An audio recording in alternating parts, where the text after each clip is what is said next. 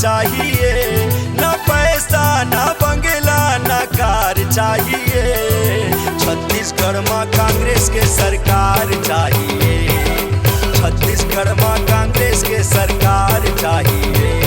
ना पैसा ना बंगला ना कार चाहिए, ना पैसा ना बंगला ना कार चाहिए। छत्तीसगढ़ में कांग्रेस की सरकार चाहिए, छत्तीसगढ़ में कांग्रेस की सरकार चाहिए।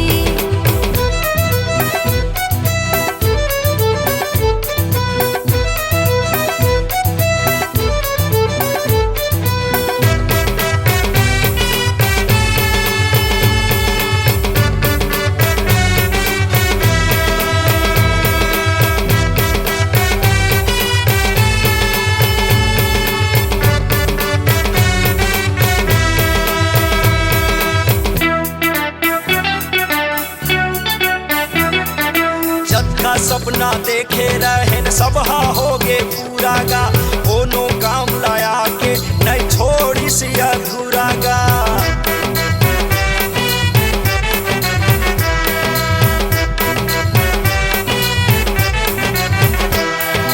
अपन मन के मुखिया चुने ता हम सुख ना पाए हन, भूपेश काका के आए माँ पेट भर भात लखाए हन।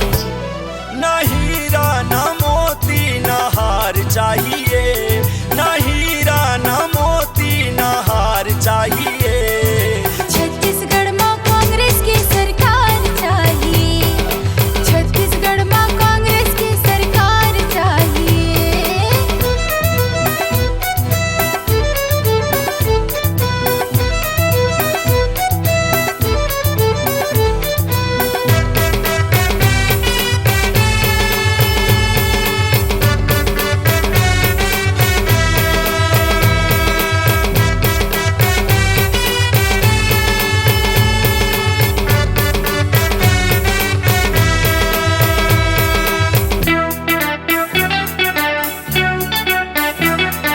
जेकर आयल छत्तीसगढ़िया मुच मुच मुच मुच हासा थे, जेकर डर माँ घुसखोर नेता थर थर थर थर कांपा थे।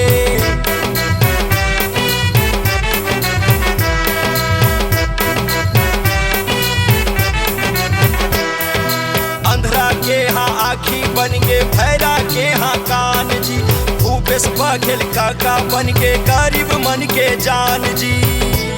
ना बंदूक ना लाठी ना तलवार चाहिए, ना बंदूक ना लाठी ना तलवार चाहिए। छत्तीसगढ़ में कांग्रेस की सरकार चाहिए, छत्तीसगढ़ में कांग्रेस की सरकार चाहिए। ना पैसा ना बंगला ना कार चाहिए, ना पैसा ना बंगला ना कार चाहिए। छत्तीसगढ़ में कांग्रेस की सरकार